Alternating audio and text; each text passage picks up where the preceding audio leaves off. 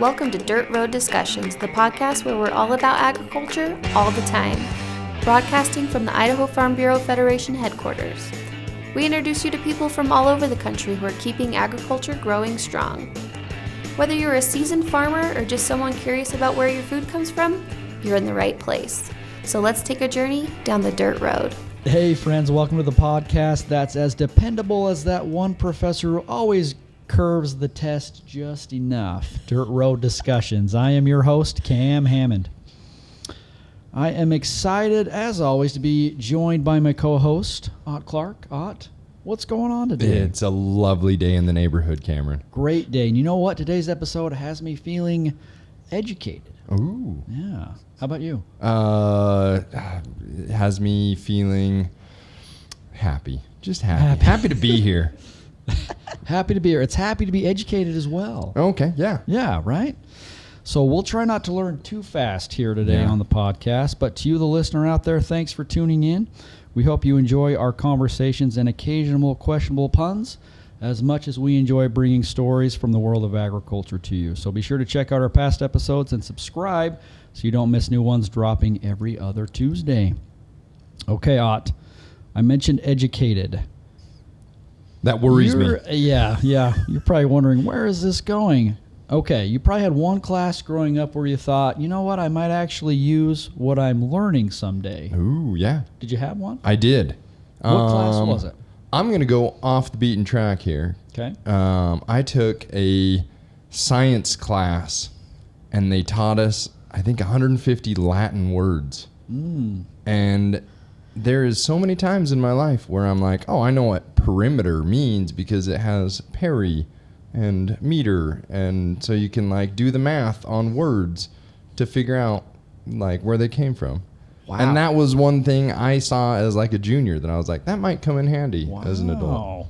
Do the math on words. Yeah. I've never heard that before, but yeah, I love it. Well, you didn't get that high in college. Never passed 10th grade. So really? Yeah. Look how far you've come. I know, right? No, I didn't. I did graduate high school, made it to college, somehow survived, and made it out the other side. Highly educated young man. I know it. So there was that class, and you've used that you all bet. the time. That's what came to mind when you asked the question. How about you? Oh, that's... I should have thought about that because I'm sure there's something I learned along the way that I'm like, I'll use that, but... Y equals mx. Use that all the time. Plus b. You were supposed to fill in the gap there. I didn't know what the gap was, but I still use it all the time. Sorry, everyone. Is that the Pythagorean theorem? That would be quadratic equation, perhaps. Oh, the quadratic equation. You should not have tested me on that. Dang. I'm sorry. Gets me every time, that quadratic equation. So, but yeah, there are some classes out there that you take and you're like, you know what? I'm probably not going to use a whole lot of that down the road. But then some that you're like, turns out I actually did use that a lot. So, but those ag classes, did those ones tend to stick as well? Oh, that was the easy choice for me. Okay. I mean, I think you and I both probably knew that that's where I was going to go, so I tried to switch it up on you. You threw me a curveball, and I like it. But yeah, those ag classes, right, where you're learning the basics of crops or livestock or ag mechanics, right? Those ones, I think those hands-on ones definitely stick for a lot of younger folks. So we're gonna be talking about that today and about the importance of building those opportunities for students to have those types of experiences here right in our own community. So before we jump into that, Ott, I've got to send you back to school here. Okay. We are going to play Ott Shots. So Ott, we're going to test your knowledge of some ag education classes and careers. Oh, so this feels doable. Doable, right? Because that's what you got your degree in, ag education. I could get a couple of these correct. You know what? I was looking at these, and these are a little bit too easy. No, they're tough ones. No, they're easy. So if you blow these, then it's like I don't have anything for you here. So. Okay. All right. Question 1. So I looked, and there are 2 programs that are considered the fastest growing areas of study within agriculture. Okay. Name those 2. These are not easy. Fastest growing. Yes. I'm going to say biotechnology. Ooh, okay. Is that a thing? that would be close in that realm? You're close. Technology is part of it. Ag technology. Ag technology. What is one of them. agriculture other than bio? No? Okay. Sure, we'll count it. And then the other one, of course, would be the other side of technology, which is just technology. Standard. Plain technology. Just plain technology. So we have technology and then ag technology. Yes, Okay. the other side. You've got one of them correct. Okay, the I one think- you gave me. Yeah, I think both might fall under technology. I'm going to go with genetics, genomics. No, good guess, but agribusiness. Agribusiness, of course. I would file that under just technology. Yeah, I don't. Nobody else would. No, Yeah, no one else would. that makes sense. All right, go on. Go to the next I could question. see how you got your grades in school. You'd be like, Professor, this was correct, and then you would just go the extra mile trying to convince them, and then finally they would break. bend, right? Yep. Okay. Good for you, that persistence. That's what it's all exactly. about. Okay. All right. We're going to get easier here. Name one hands-on skill that's commonly taught in an ag program. Hands-on skill, I'm going to say you're like being able to measure things with a measuring tape. It was a hands-on skill that I learned in ag classes. Good. Yeah. Fabrication. Great. Yeah, we'll count it. Okay. That's fantastic. What was your answer? I was thinking like welding or animal handling, but you're like, we're going to measure stuff. Yeah. Hey, I feel like math is one of the hardest things for American, students to figure out. Yeah. And if you give them a measuring tape and you say, hey, figure this out this way, it allows students to see math from a different angle. Oh, angle. That was no pun intended. I'm not one of you pun people, Cameron. Cameron, you're feisty you're today. I'm sorry. Let's go. What's next? Okay, question 3. Yeah, Ott's excited. He's chomping at the bit here. We mentioned ag education. He's like, it's my time I to shine. just wanted to win, and I'm failing all the way around. All right. What's one career path a student might pursue after completing an ag program? Veterinarian, Cameron. Correct. Thank you. Great job. I don't have anything else to add there. Okay. A vet would be It's a choice. very appropriate career. Also, dentist, because you don't have to go into agriculture if you've been in an ag program. Have you thought about that, Cameron? I haven't. Okay, sorry. No. Go on. Cameron, this is my favorite Odd Shots we've ever done. Mine too. I am not keeping up with you. My brain is just not processing here, which Okay. is the story of my life. But okay, you know what? We're gonna bring in our guest here. Oh, man. Because our guest today, I think, wants to ask a question or two, Ooh. and she's going to help us. I don't know, Land this. wherever this plane's going, we've got to land it here. Okay, good. All right. So we are pleased to be joined today by Andrea Schumaker. Andrea is the Assistant Dean for the Agricultural Sciences Program at the College of Western Idaho. And she has a question for you. Oh, man. Andrea, how are you? I'm good. How are you? We are great. She told me beforehand, she's like, I have a question for Ott. Okay. And I'm like, let's just kick it over to her. So Okay. Andrea, the floor is yours. In all fairness, though, he said that the questions were too easy. Okay. And now I feel bad asking this question. Thank you. After Yeah. watching you struggle. Give me a layup right here. Watching you struggle. That's a common theme. My autobiography will be named "Watching You Struggle." So I teach fermentation science. Okay. So I just want you to name one fermented food. One fermented food, as in not a fermented drink. You could name a drink if you would like. You probably have a preference towards that. If I don't like fermented food, but just a standard beer, a brewski would be a fermented, like a certain kind drink. of brewski. I'm gonna say. What are you ordering? Guinness. A Guinness. Okay. I am not a drinker, so I would be ordering a Mountain Dew, which is not fermented. But yes, a Guinness would be my word for a product that is. I think there's fermented foods that you do like. Fermented foods. I'm trying to think of good fermented foods, and my brain has gone blank. Cameron, can you throw me a lifeline? Do you know of any fermented foods? Is sourdough bread a fermented food? Yes, Cameron wins, and I like sourdough bread. Cameron wins. That would. Do you like cheese? Cheese. I do like cheese. Is cheese considered a fermented food? The more you know, everybody. I'll add that to my list of things. There's more. What else? Chocolate. Oh. No way. Salamis and pepperonis, like fermented meats. Okay. Turns out all of my favorite foods are fermented. I was going to say. Salami, cheese, chocolate. You probably don't like kombucha or sauerkraut or kimchi. I do like some sauerkraut's okay. Yeah. But. So down in the South, in the grocery stores, they have what's called country ham. Have you heard of that before? I have not heard of that. Basically, it's just like a ham steak that's hanging from the ceilings. Yeah. And it's they just shave a little off for you. And you bet. And that sounds delicious. I think it's fermented, but it's delicious. Okay. You fry it in Coca-Cola, and you're good to go. Anyway. You heard it here first. Cameron thinks it might be fermented, and so we added it to this conversation. So, Andrea, great question.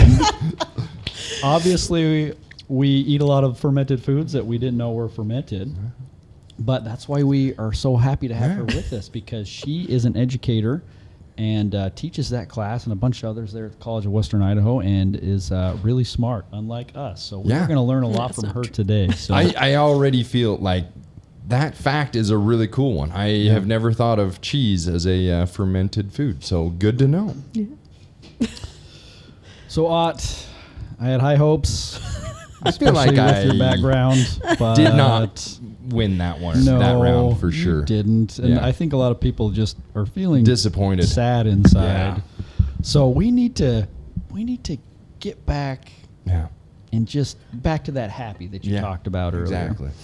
Okay, so in all seriousness, though, agriculture is changing. The need for skilled, knowledgeable people is growing right alongside it as well. So from precision technology to agribusiness to hands-on trades, today's ag students are preparing for a wide range of careers that keep our food system moving. And that's where programs like the ones found in local community colleges come in. So they're not just teaching classes there, they're building these pipelines. And the pipelines for students, for jobs, and for the future of ag. So that's what we're going to talk about today. And like I said, we are excited to visit with Andrea and learn more about her expertise in this area, because she is in there day after day in the trenches helping shape those students of all demographics and ages and helping them become the people that they need to be. So, Andrea, thanks so much for being here. Would you mind just starting off by telling us a little bit more about yourself? Yeah, I was born and raised in Melba, Idaho, on a small farm. My family lived paycheck to paycheck, and I was the first in my family to go to college. Actually kind of like not supported in that decision by my family. So my parents divorced when I was 9, and I moved back with my dad, and had actually probably my favorite person and mentor was my high school ag teacher, and he was the one that really pushed me to continue on. And so I went to school up at the University of Idaho and graduated with my bachelor's degree in 4 years, which I feel pretty proud of, and with no debt. So I worked really hard to do what I said I was going to do, and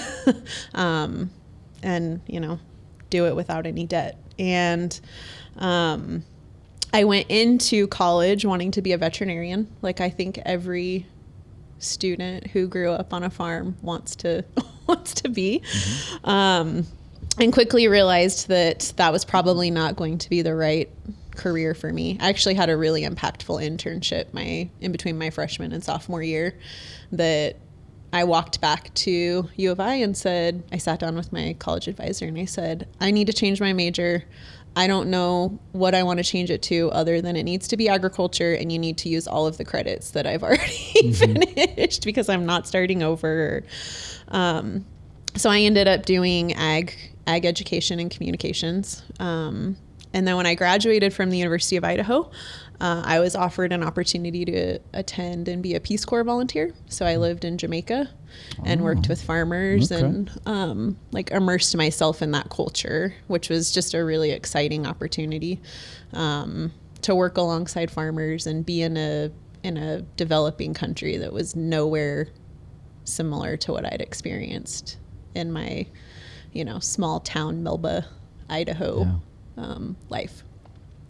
And then when I moved back to this area after the Peace Corps, the economy was in the toilet. So it was about 2009.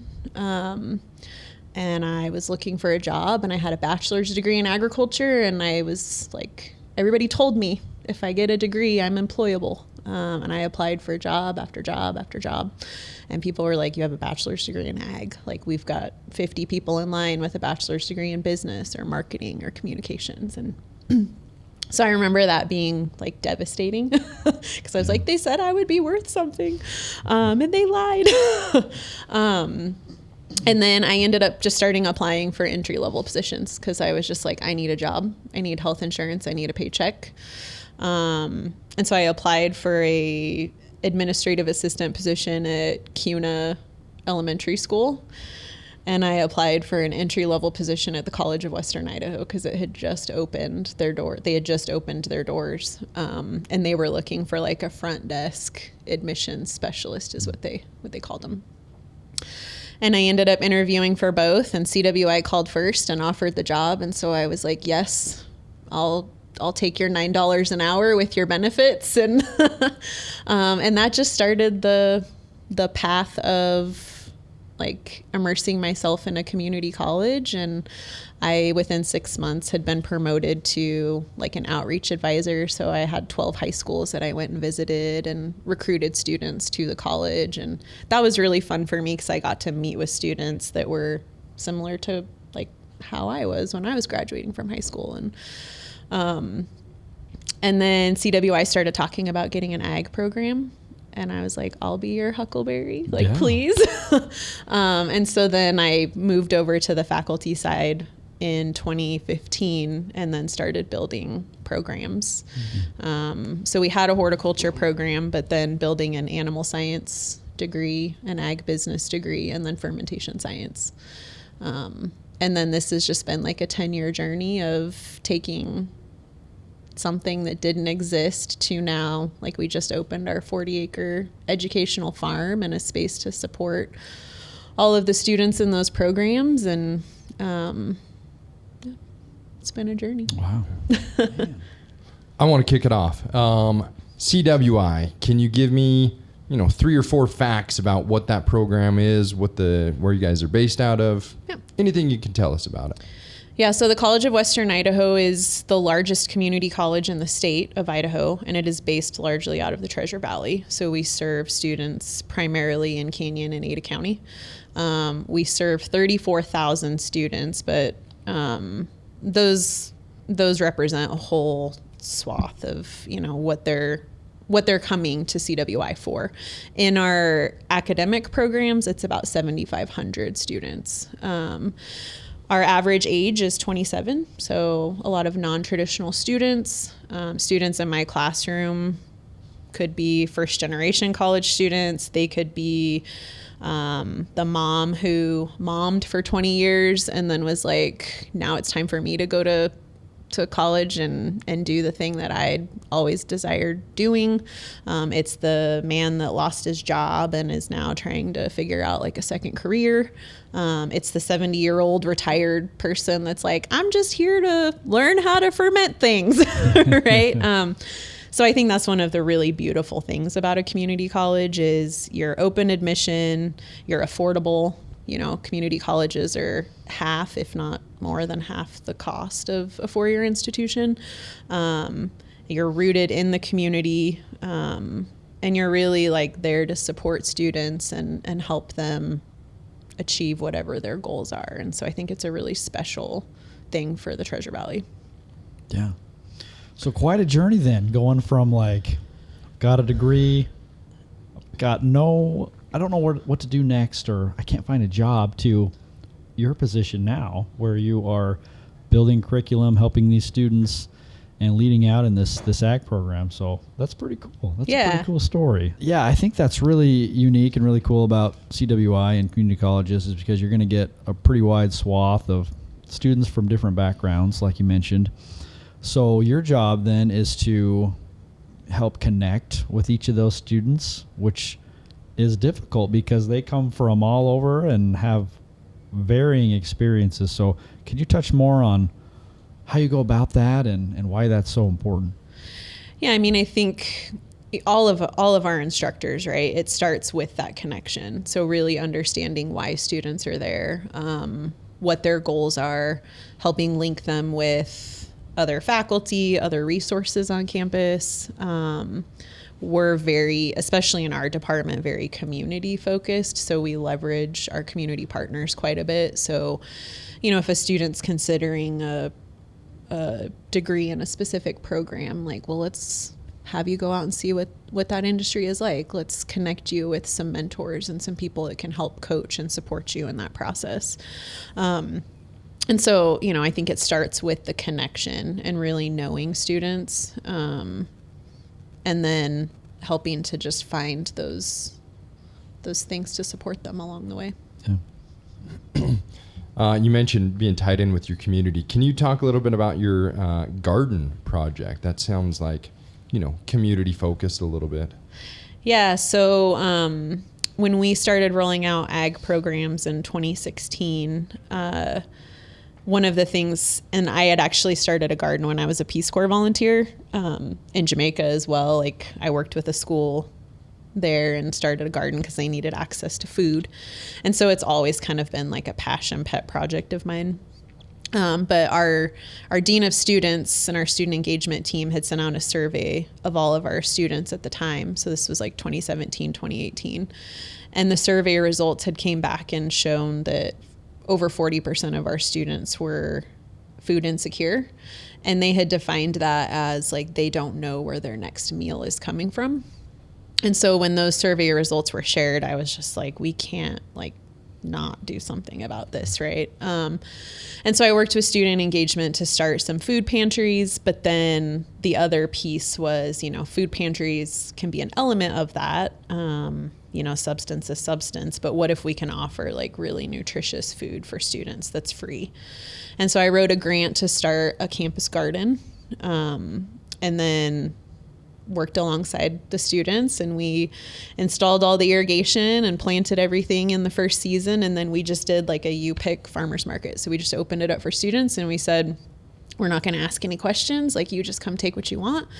And that just, once you do it once, right, it's how do you continue to do that? And so that's how it started. And then how we've continued to do it is we do a farm to fork dinner every fall, and we sell tickets. So it's a 5-course meal that's locally sourced. Everything comes from the garden or from a producer that lives within, I would say, a 20-mile radius. So one of the things that we talk a lot about in our programs are, voting with your dollar, supporting your local community, and being mindful about the food that you're putting in your mouth.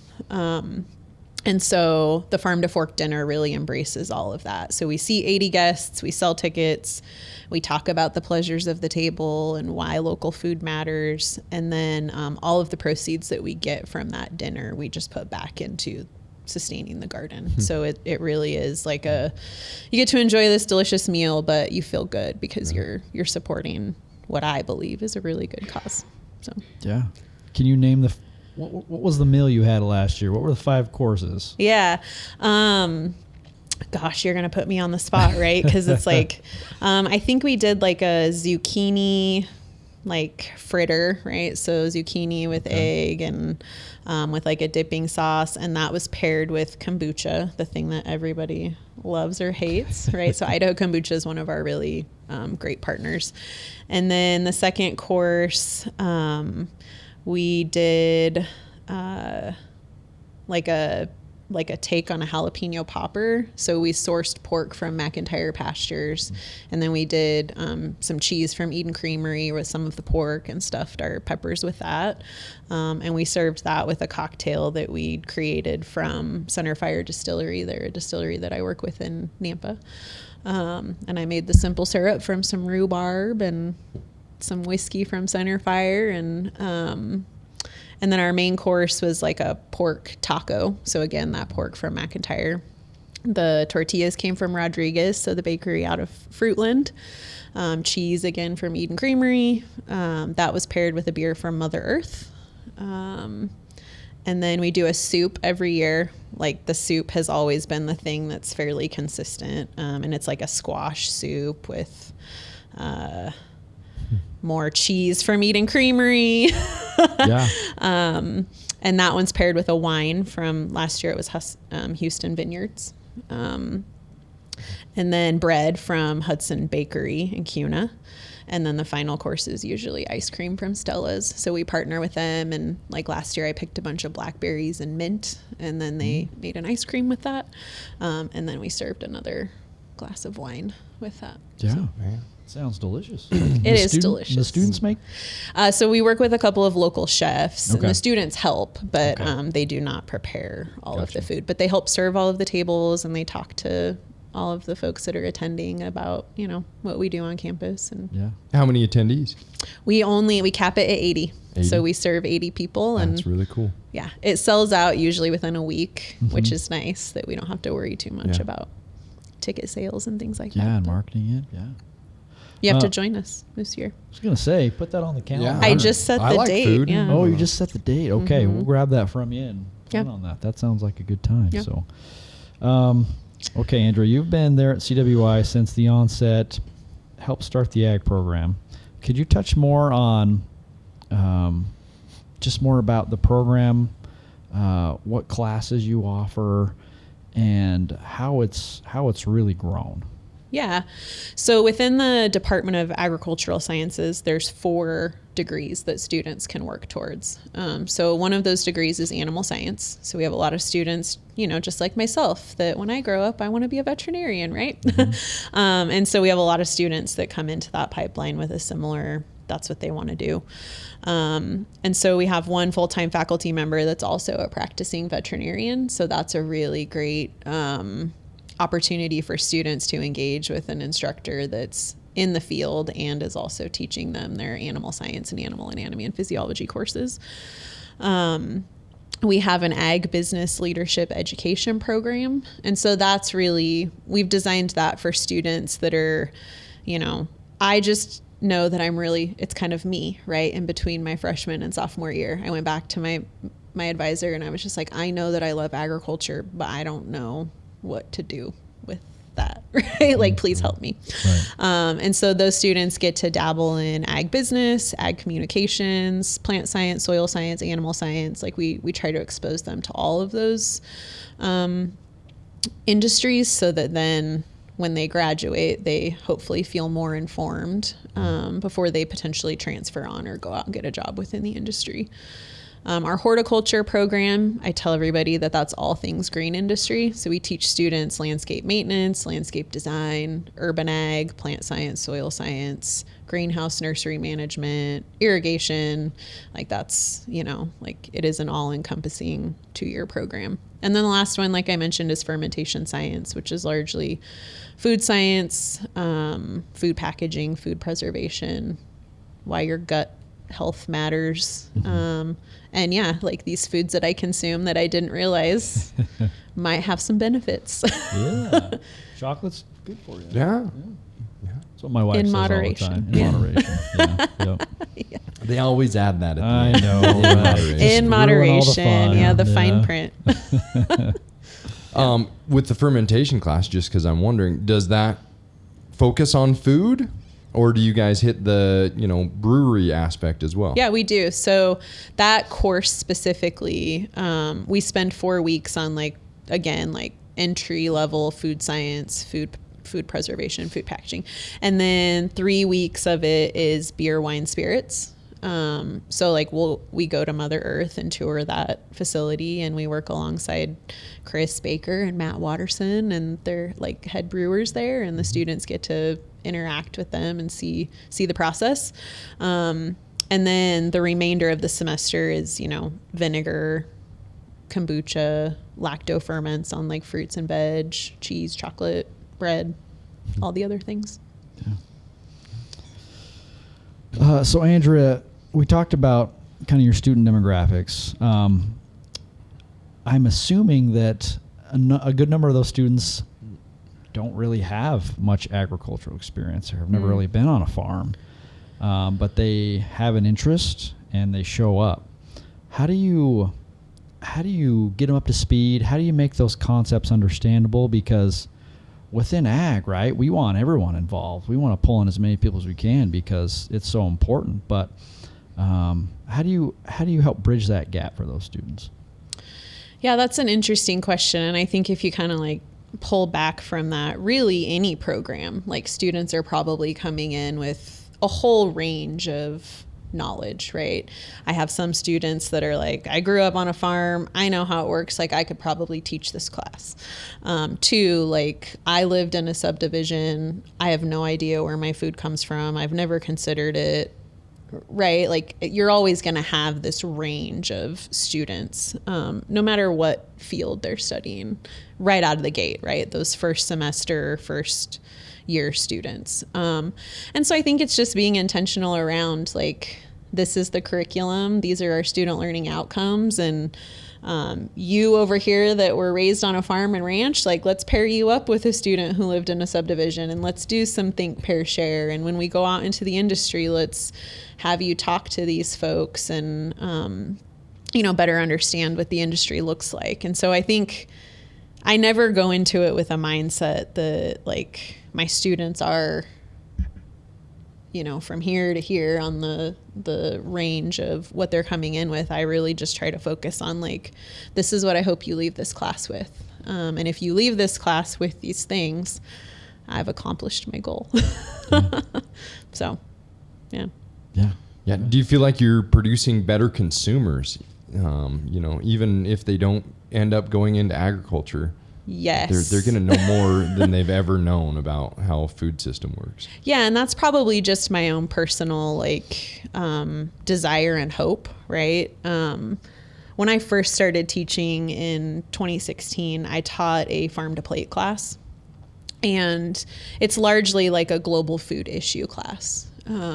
So you probably took from Dr. Haggerty up at U of I like a global food class, right? Yeah. Does that sound familiar?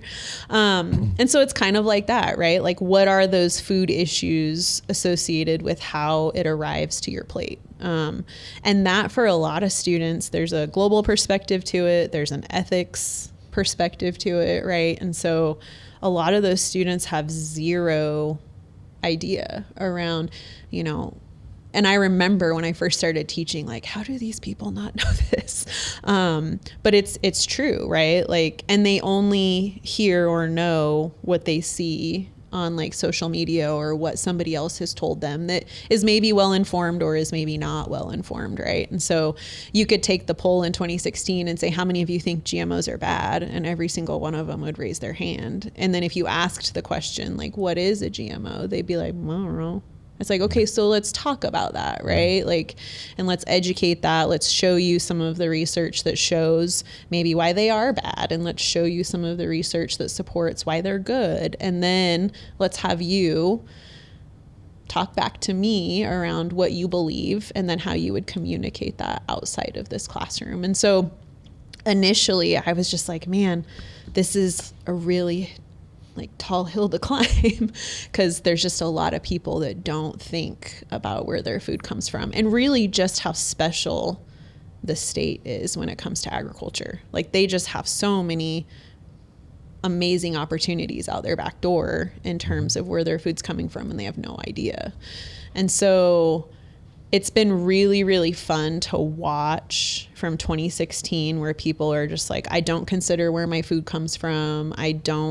I go to the grocery store and I care about convenience. I care about cost. And then when you start talking about like voting with your dollar and supporting local farmers, and you start to see them make small shifts in that mindset, I like today, it's fun to be like, you have more and more students coming into class and they know and they're informed. And that's been probably one of the most rewarding things for me in the classroom, is just seeing that it's getting out there. People are paying more attention. They care. And I think that's really special. Yeah. I was just going to say, COVID, terrible, huge thing that happened 6 years ago now. But it taught Americans for the first time ever that food is important. Like, hey, you can't just go to the market every single day and there's, an infinite amount of food.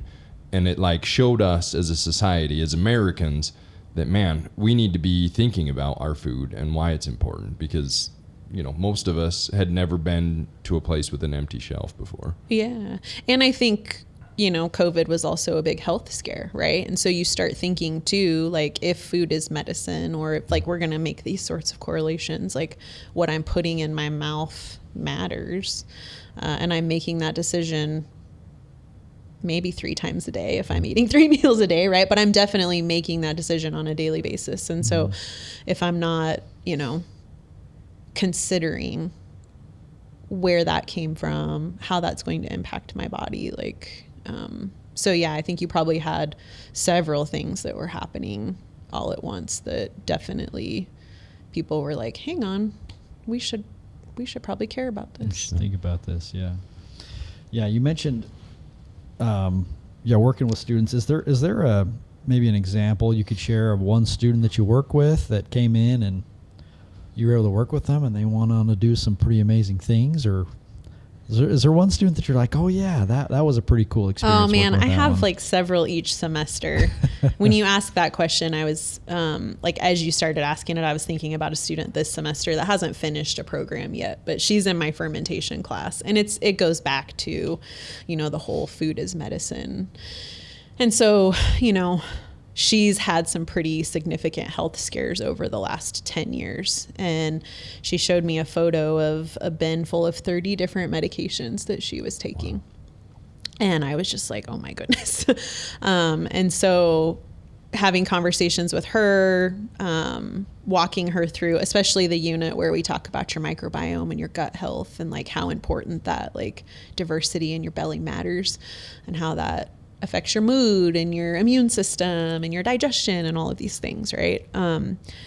And she shared with me the week before last that she was able to go off of all of those medications except for like 3, because she had introduced some fermented foods into her diet. I actually shared some kefir grains with her, and now she makes kefir every day, and that's kind of become her like, it's her medication, if you will, right?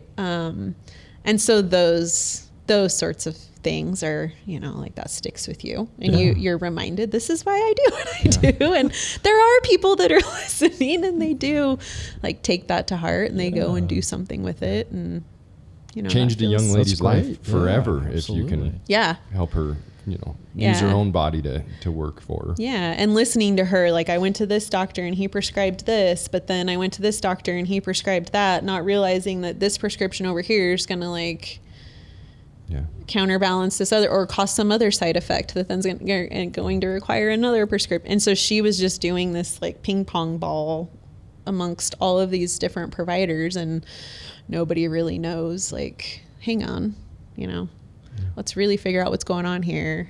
And that's a whole other like soapbox, but you guys have built a new building, correct? Can you tell us a little bit about that structure? Yeah. So, when you're building programs, you get students, and then you got to find a place to put them. And so, probably like 3 years ago, we started a vision and planning process. So we engaged with some architects, some construction management companies, and our stakeholders. So one of the really special things I think about community colleges is we are informed by our industry. So our curriculum is informed by our industry. Our jobs are informed by our industry, because that's when students go out and get a job, right?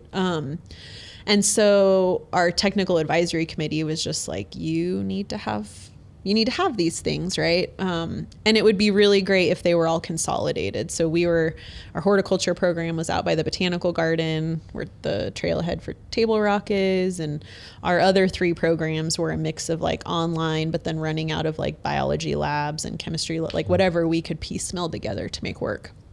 And so through that vision and planning process, they were just like, you need a space.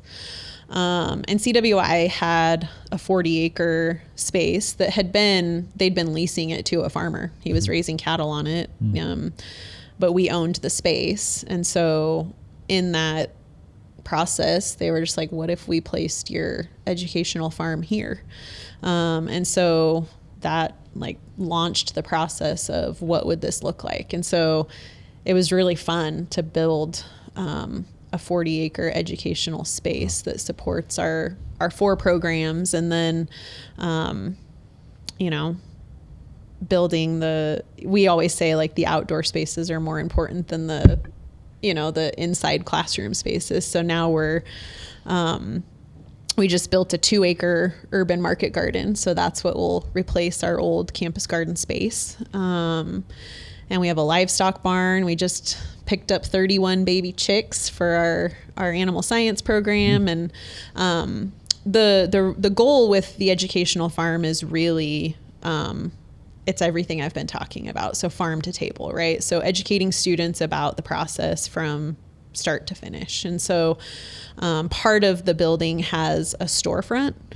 And so the long-term goal is when the hens start producing eggs, the community can come and purchase their eggs. When we have a horticulture program where we're planting and growing a bunch of like vegetables. And so if you need to come buy your tomatoes and your cucumbers for your garden, you can come to our space and meet with our students and then grab your veggies. And then as we continue to expand, that storefront will, I think, evolve into a lot of different things. We have a 5-acre rye field that we planted to protect the soil and just do some weed mitigation. And then the distiller that I work with was like, what if we harvested that and you made like a rye?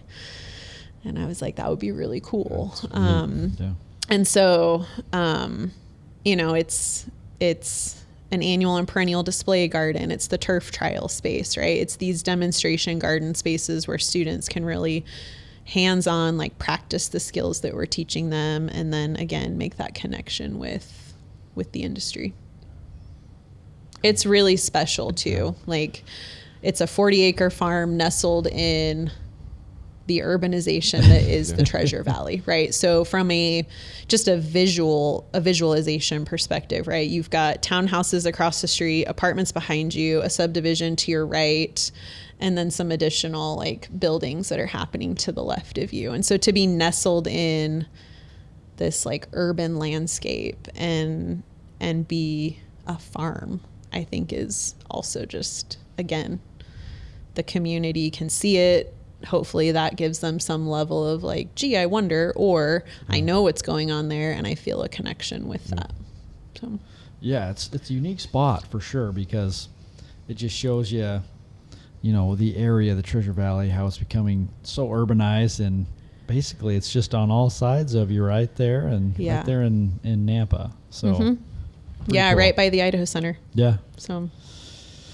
So Andrea, I have a question, and I'm not sure how to phrase it. We'll just see where we land with it. But so I've talked to people interested in agriculture, and they say, hands-on experience, that's by far the most important thing. Like, I don't really need to take classes. I don't need to go to college, because I know what I want to do. I want to work on a farm, and I'll learn it as I go.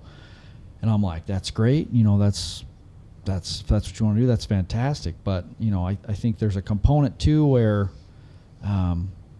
having maybe that college experience and learning some of those skills that you would learn in an ag program are important as well. So how do you, what's your advice? How do you justify I just want to go hands-on experience and just start my career versus let's go take some classes and learn a little bit more? I mean, I think it's a yes and, right? Like, I think that there's certainly the person that can go out and say, I'm going to go do this, and I don't need formal training or an education to be able to do that, right? And I would say, like, being connected with professionals, right, in the industry and in academia, you don't know what you don't know, right? Yeah. And so, sure, like you can try to muddle your way through it, or you can come to a safe learning space. You can be inquisitive. You can ask questions. You can explore. And that's what I loved about my college education, right? Was the opportunity to explore, to take internships and opportunities that I would have otherwise not been exposed to if I had just like gone out and tried to like hustle it on my own, right? And so I think there's something really special about that. And, you know, one of our faculty members, I hear him say it a lot. He'll tell students, like, it's not what you know, it's who you know, right? And so if we can connect you with people in the industry, that's really special, right? Because you just don't know, like, what door's going to open and how that's going to change your life. And I think that's true for all of us. Like, it's probably true for you. And I know it was true for me. Like, I didn't know that this door was going to open.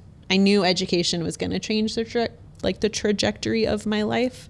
I just didn't know how that was going to play out. And now I can look back on it and be like, hell yeah. Like that was awesome, right? At the time it didn't feel awesome, but so I just think it isn't for everybody, and I can accept that for sure. But I do think there is something really special about the opportunity to just like dig in there with other your peers. You have somebody there to support you. It's safe, it's accepting, and you're connected to the industry and your community and your peers. And okay, so Andrea, what makes a community college special? It's funny because when I left the University of Idaho, I had this mindset that, and it was a time period too where community colleges were less than. And we still see this with career and technical education, right? The hands-on learning programs where you still have a population of people that think like, you know, oh, those are the schools that exist for the people that just couldn't hack it in a 4-year program, right? And I had that mentality when I went to CWI. And now I'm like, there's nowhere else I would rather have a student go. I just think there's something really, really special about a community college. And the, you know, you are an education for everyone. You're not exclusive, you're affordable, and you have really great folks that work there that have this heart for what they do. And they're just genuinely passionate and excited. And I think it's just really special. So you mentioned that your high school ag teacher was one of probably your greatest mentors. Who was that? Because I've heard that a lot from so many people. Like, I am where I am today because of my high school ag teacher. Yeah. So my high school ag teacher was Ray Schertz. He was at Melba for a period of time and then went to Valley View. But that was after I left. And, you know, I think we didn't talk about this, but like, as a kid growing up, I think there's very impactful things in your life. 4-H was one of those for me. FFA was one of those for me. My high school ag teacher was definitely one of those like things for me. And so I was thinking about this the other day. Like, if you look at the mission of FFA, right? Do you know the mission? I don't know it. Is it the learning to do, doing to learn, earning to live, living to serve? See, he just like, yeah, you should have asked that in his little trivia. Were you a state officer? I was. See? Okay, so but that like learning to do, doing to learn, like that whole piece, right? Where it just is, I mean, and I grew up on a farm, so like knowing how to like grit through stuff that was hard, but I did not have the support, and having an ag teacher that just lifted me up and was like, you can go do this contest. You can crush it at this district office, or, you know, whatever it was. Like, just having somebody that believed in me made, I think, all the difference as a high school student that was navigating some things that were less than desirable in her home life. And just trying to keep yourself busy and know that like you wanted something different than what you'd like been, you know, the curtain back at home, right? Like, I knew I didn't want that lifestyle. And it's funny, right, to come full circle, because I was like, I hate being on the farm. It's hard work. And why do I have to go out here and shovel and feed and like do all these things, right? And now I'm like, I wouldn't trade that for the world. But at the time, you know, it was just like, ugh. So yeah, he was very, very impactful in my life, and just there in a period of time where I really needed somebody to just believe in me. Cool. That's all I got. Great answer. Yeah. On the Dirt Road Discussion podcast, we like to look down the road. What are a couple skills that you hope that your graduates have as they leave CWI and turn into, you know, employees or consumers? Like, what is one or two things that you're hoping that they gained while they were in your area? Yeah. So, you know, I think you could say, you know, I hope that they know how to prune trees appropriately, and that they understand like the industry standards of fill in the blank. I just want them to be good humans and like productive contributors to society, right? And so I want them to have found value in the education that they earned from CWI. I want them to go out and get the jobs that they deserve, and just make a difference in their community. And to me, that's more important than, you know, I can check these boxes or do these things that you say I need to do. And we hear that a lot from our technical advisory committees, right? They're like, we need people that can show up on time, that are coachable, that are like willing to work hard, but they don't have to know everything, right? We can teach them on fill in the blank. But and there's something about getting through a college degree or program that says, I did some hard things. I know how to like grit it out, right? And so, yeah, I just want them to go out and be productive contributors to society. Great Is that answer. cheesy? Yeah, that's And awesome. kind humans. I want them to be kind. Okay. Well, once again, we have been joined by Andrea Schumaker. Andrea is the Assistant Dean for the Agricultural Sciences Program at the College of Western Idaho.